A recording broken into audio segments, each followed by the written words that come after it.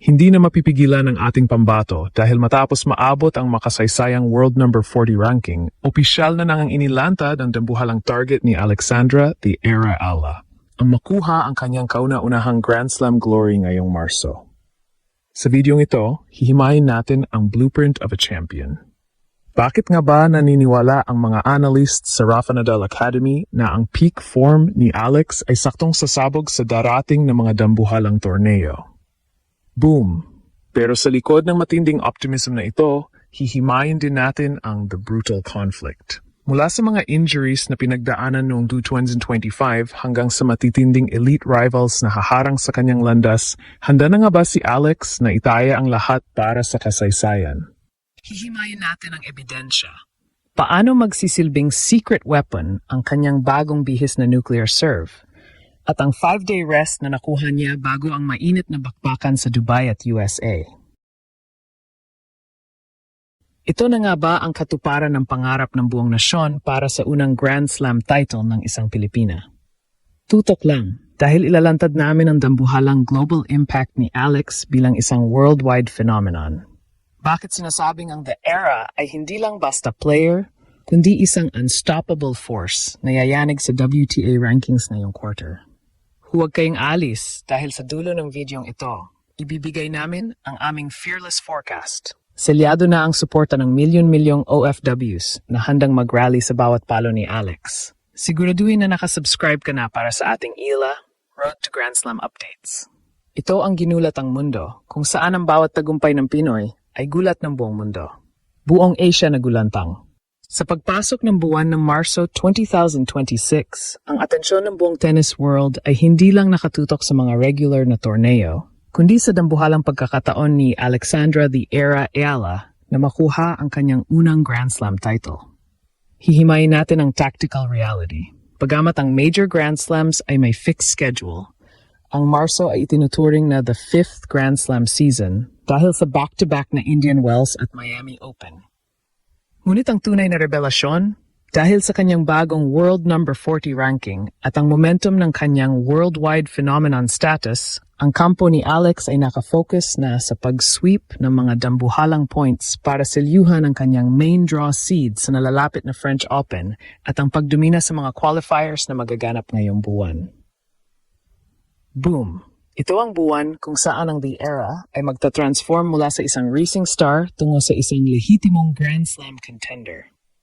Hihimayin natin ang The Conflict, Elite Pressure versus Pinoy Pride. Sa Marso, ang bawat laban ay parang finals na ng isang Grand Slam dahil ang lahat ng top 10 players ay naroroon.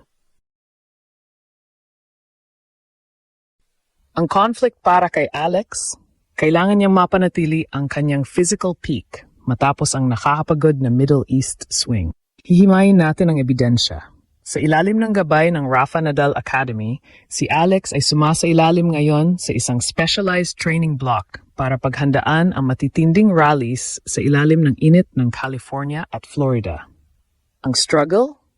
Paano babalancing ang kanyang explosive playstyle sa hitik na schedule na halos walang pahinga? Ang emosyon ng nasyon ay selyado.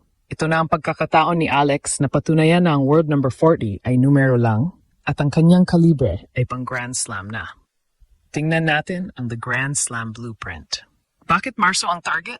Dahil sa level ng performance ni Alex ngayon, ang kanyang mental steel ay nasa pinakamataas na level. Hihimayin natin ang tactical view. Sa Marso, ang surface ay hardcourt, ang paboritong lona ni Alex kung saan nagawa niyang mag-dominate sa US Open Juniors. Ang conflict na ihaharap niya sa kanyang mga elite rivals ay ang kanyang lefty tactical aggression, na lalong pinatalas ng kanyang 5-day rest. Sinasabi ng mga analysts, if Alla survives the March Madness of Indian Wells and Miami, she is the clear favorite to shock the world in the upcoming Grand Slam main draws. Ang global impact nito ay dambuhala. Ang The Era ay hindi lang naglalaro para sa trophy, naglalaro siya para sa kasaysayan ng bawat Pilipino. Ang bawat palo niya ngayong Marso ay magsisilbing seismic wave na yayanig sa WTA rankings. Mula sa kanyang viral departure sa Doha patungong USA, bit-bit ni Alex ang kolektibong adrenaline ng isang nasyon na gutom sa tagumpay. Handa ka na bang makita ang unang major step ng ating reyna na ngayong Marso?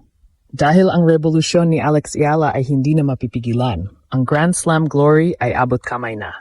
Buong mundo ginulat. Ngayong Marso, ang atensyon ng bawat tennis fan ay lilipat sa Sunshine Double,